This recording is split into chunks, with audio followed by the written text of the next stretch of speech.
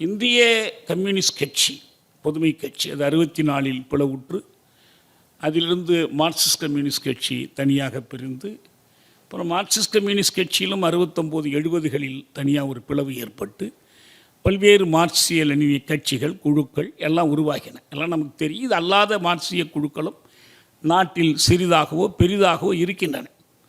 இதில் ஒரு குழு தான் சிபிஐ. இப்போ சிபிஐ மீதான விமர்சனங்கள் தோழர் நல்லக்கண்ணுக்கும் பொருந்தும். அவர் அந்த விமர்சனங்களுக்கு அப்பாற்பட்டவர் அல்ல. அல்லது நான் தமிழ் தேசிய விடுதலை இயக்கத்தில் இருக்கிறேன் என்றால் இது ஒரு பர்ஃபெக்ட் ஆர்கனைசேஷன் கிடையாது, செந்நிறைவான அமைப்பு அல்ல. செந்நிறைவு நோக்கிய போராட்டம், தனிப்பட்ட அறிஞர்கள், மனிதர்கள், அமைப்புகள், இயக்கங்கள் எல்லாமே ஒரு ஸ்ட்ரைட் டுவர்ட்ஸ் பர்ஃபெக்ஷன், செந்நிறைவு நோக்கிய ஒரு முயற்சி, அந்த ஸ்ட்ரைவிங் அது இருந்ததா இல்லையா என்பதுதான் இங்கே முக்கியமான கேள்வி. அது தோழர் நல்லக்கண்ணுவிடம் இருந்தது, அதுதான் முக்கியம்.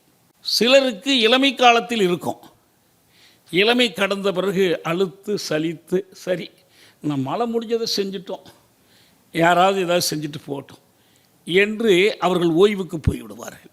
அடிக்கடி நான் சொல்வதுண்டு, தோழர் நல்லக்கண்ணுவை வைத்து கொண்டும் சொல்லியிருக்கிறேன், நமக்கெல்லாம் மரணம்தான் ஓய்வு என்று. தோழர் நல்லக்கண்ணுக்கு மரணம்தான் ஓய்வளித்தது.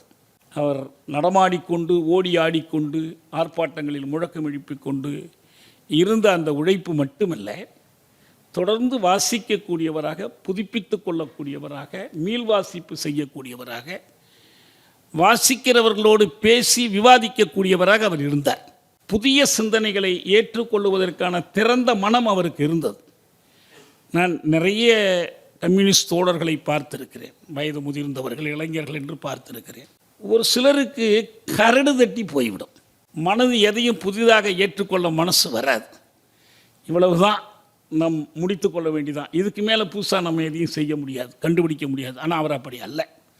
ஏனென்றால் இந்த நாட்டில் எல்லா கம்யூனிஸ்டுகளும் ஒத்துக்கொள்ள வேண்டிய ஒரு உண்மை என்னவென்றால், நம்முடைய இலட்சியங்களை நோக்கி நம்முடைய குறிக்கோள்களை அடைவதில், இந்த குறிக்கோள்களுக்காக நான் முன்பே சொன்னது போல உழைக்கிற மக்களை திரட்டுவதில், உழைக்கிற மக்களுக்கு இந்த உண்மையை போராட்டம் வழியாக உணர்த்துவதில் நாம் பெரிய அளவுக்கு வெற்றி பெறவில்லை என்பதுதான் உண்மை. இப்படி வெற்றி பெறவில்லை என்பதை என்ற தோல்வியை ஒத்துக்கொள்வதுதான் வெற்றியினுடைய முதல் படி. இந்த தோல்வியின் ஒப்புதல் RNK அவர்களிடம் இருந்தது.